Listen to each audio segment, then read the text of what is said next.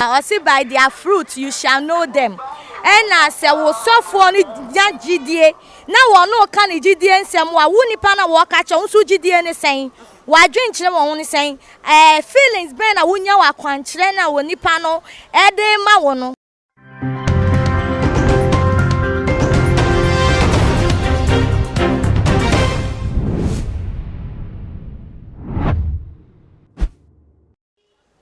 Abusia for me ma obibia akwaba ede eba too much GHS so Ghana wahala jumedie enamoson for munuaba ekwesikapa enenso mede eba so na mamunim sade achibia yete ensemfo for na say 20 yenso so de yenyai echeso ade biara eda na abusia for say de asofo binumo ye enkonya ekoso wo ensori dem ne eye direction na ekoso krampo de wodwen ho a wonhyeda enyeden ente eye asese nyame maye no na eba o say ye you ebusuafo na ene dey chese eye picture bi aba eye abontiam eye papa eye Bishop Daniel Obinim awada International Gospel Church anom chese maame eye panyimu bi afa no ede no ahye eye eche sofo panyimu a chese yafa no ede na ahye eche na obi beka se ye true no na chese wode ne nam eye ensori edemo ehonom na no na Ghana for si na we de yanti bi mpaninsem da even Moses mo penso krampo na nya de so mo ma ye fa obia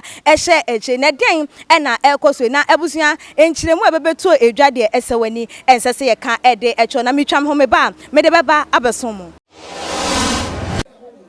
too much GH me did akose Japan e brepi am bese me TV me hwe too much GH omo da mufu a omo sports and as entertainment omo da mufu mo koso show mo na oni ba gide bia me da ma say love you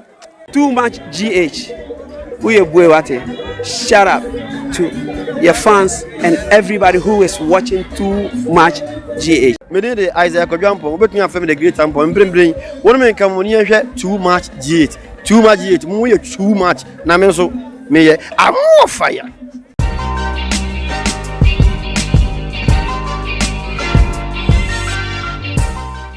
Abusia for me sanso emamo akwaba ebiemo na eye minuaba Miss Mexica ewo menchen ha me no ebetwetwe eye enkomo afa eye papa Bishop Daniel Obinim eye akwankyera chese wode ma eye maame a na esusu se chese wo eye West Spain ye chesisi yare enu nti no eye direction na Nyankopon de ma no ana chese wonfa no anase won true no ne no na wonam so ebenya eye na yaresa no ye betoa eye eso enti wonsusu ma wadwen ene wakoma endi eche na wadwenche bi wo ensem bia nso so a wode aba na yakenkan ede ama oba mesi ma wakwa aba Sika meje so bibia bokode adomu nti bibia ye fine ye da Kristo ase na wo hwe eye papa eye Bishop Daniel Obinim directional wode ma ye maame you said ye be ya ne sisi yare ebetimi akoya what bi mpanyinsem da eye ne kwan so ano no Yo mini abasika me da wase ne wo question wato ama me na first of all mejina akwanya yi so echi too much etiefo ne ahwefo nyila said that wonya bre ehwe too much na ekuesika say the modelization aba ma insenchire ne krampo so inkonya aha insesaye abem efiri se wo hwe sa akwankyere we ya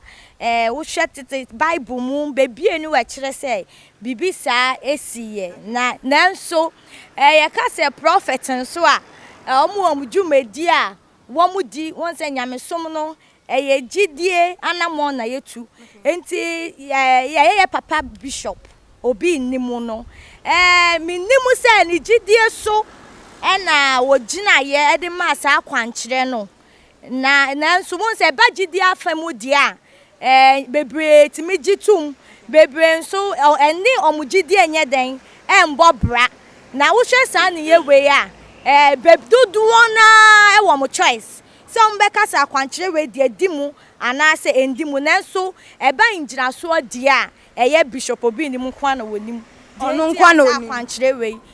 oye bibisa na se onkasa ye no wo kasa obia e ba no eye prophetic eye obia wo hawa eye nyoma odefa eye ne nyoma ene eye gidie enti se ukogina we wu gidie anase nipa ne gidie a wanya se Nyankopon se no mparazon na nti obeka se nam se nipa ne wo gidie na Nyankopon waka akire no na wo gidie wo sofo ni mu no enti parazon wo benom yo mini abasika gidie na America no enye gidie na maame no nyaaye wɔ ne sɔfo mu na mo gidie na ye Bishop Obinim wonu nya ya wo gina so ma sa akwankyere no eno na me bo ho tofa wo mensem osɔfo nya gidie sɛ okay opesa ne wo no wo enda na eno na bebtimi ama ebie awop no de ama wa enam sɛ osɔfo no wo sa gidie na ogina so ni tu nso so begye atum sɛ one wonda miniaba osi by their fruit you shall know them ena se wo sofo ni gidie na wo no ka ni gidie nsem wa wo nipa na wo ka che nso gidie ne sen wa dwenkyere wo ne sen feelings be na wo nya wa kwankyere na wo nipa no de ma wo no se akwankyere no de ma wo se ne wo so hu wo ma ati wo mu emfa minji ndi se hu hia se esan osofo na de sa akwankyere na benti a kyenkyera ne kye se wudi so da bi wo ya sa na kire se wo no woni bebi a wugina ana se sa Kristo somo no woni mfaso a wo benya wo mche se wonni mungina so a wankasa woni pa no se wo ye Kristo ni because Kristo somo no enye insenkyerene enye se obi lead we worldly wa hu sade yi enkoyie ne me create me mfa o say oya sofunti da bio yenye ne sa oba mercy yenhwe ade o asofo said de wo kan obi awo na obi awo ni gidie because also omo wo gidie because also obi awo hawa nyankopon ene ne kasenti no won betimi din say direction bia ababonten say ensorima endi so ana ne kwan so no da bio me nuaba me say me ka say by their fruit you shall know them and see ebenyam som anase ye ka o Kristoni a o Kristoni nye se wudi obi echi ni obeka na wudi echire relationship a wo ne wo creator no wo na spiritual something enye physical way enti so obi beka spiritual bibi na ne wo ho confirm me a me nuaba ma sese wudi so abrebia na wo se bibi no honhom e confirm no ne kore bia ne hu bie mu se obi beka bibi na no honhom confirm ya obedi so no kore ne se Kristo so mo no spiritual something and it's beyond humanity na eba ne ntiase a wone wo nyankopon ne won kita ho enti before wo de akwanche betu obi akoma so na wo no wa be kasa wa ka wo bibi de a kire na ne Kristofo a wa ba na modelization na nyomu hu nyomu ti na mu di tu anamo emo ne a edimu a ye huhumu sem na eso mu bio makoma mu na mu ne ka so mate no enye no no mu de nam osofo ne se ene yan she white huhumu de na eka osofo ne se fa kwadu bra fa this way bra fa krantie bra wo no de na eka se koba se uyo Kristoni a wo wani afra wo honhom a eno ane se I move by the crowd there ene ebe kakra nkekire omuhu nsuo ne de be mo wanom Kristo so modelization as se aba obi a na mu yo ti se ngwaku a mo ni mo ewurabia nka na yetu owo se wo me hwe omo so eno sa na mo chi akra eno ane se omo cross direction se mini aba se da ya asemo ase obi ase me Kristoni so a ono nti ase enti okona se yesa atachema ne se wono mo kra ye tosin Kristofo bebre omo ya tosin oba mercy de nkomodidie no eba na wiye na yenhwe ade ye hwe Bishop Daniel Obinim wo ye obi for like number of time waba online light asia woba bia na like all the time or yes something different or ye nyoma stronko said nka honorable Kennedy Japan ba ye ebebe kan ne ho nsem ema nka Ghana fo dodo na hu se we de won free nyame we de chese ye bubu na pre enya de so betimi asore nanso all the time wotimi ba bonten ni din ba bonten a different thing altogether the other time church members a chese wo mo de omo back sesi abonten wo be ye obe command this guma mom the other time milk chese wo de ye akwanche enti we no because of say said or the revive like or the revive ne dead yi na chese ni ngwase de gunu ni nyina no pese wo ma ye ngina so hunu say still na no woda so etim de otim wo no bibia ntimi embubu na pra na yo mi nya basika before me ko obi dim so no me say wi asim ye woni pa bebre obi a ni the way you see funny situation a wo kom obi wa watu nani arere asem to na ni obe ma na your foolish case no ya de papa nti san krofo no insemuhu de omuni mudi pan because onim se wodi wi a ne obey odi bet nya no ho atete ne de o kwan bebre nkofon san nkofon mani nwu ade e na wo ba Obinim nso a eye honhom asem na wiase honhom mienu na di wiase so ida se onyame honhom ana se eye honhom fi a ye nyina ye nim se no nso ewo ho enti se akwanche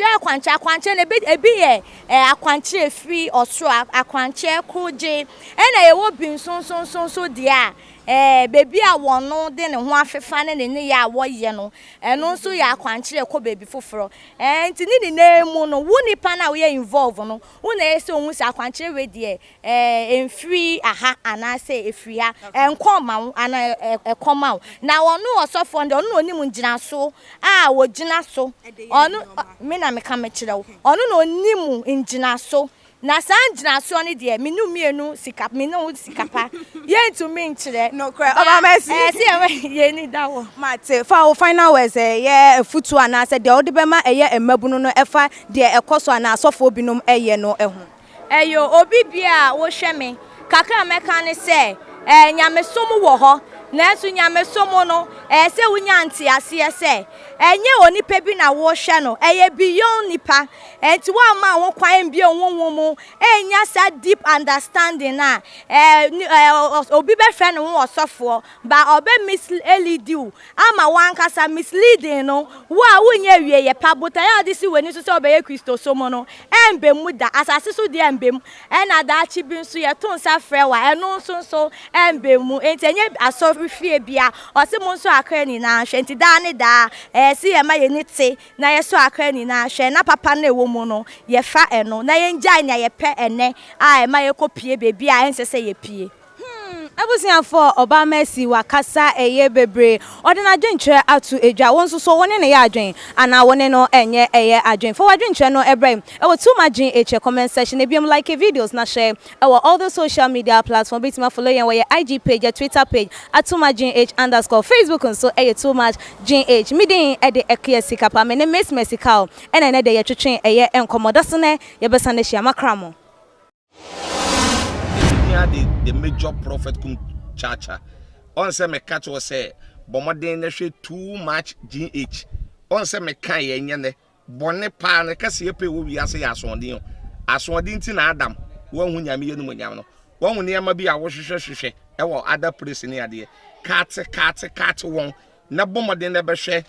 too much GH be hwe na subscribe bomoden o be hwe pe na why subscribe o subscribe na subscribe na o subscribe a na wo benya ne ma papa a wo pe ahwe nyame hira na ewura too much GH. Many have come and many have gone, but you are a great kankambuka ability worth being beheld by every optical nerves. That saith the papacy. Keep watching Too Much GH and you get the best of entertainment, the best of everything you want. My name is Human One. Keep watching Too Much GH. It's the best. Keep watching Too Much GH.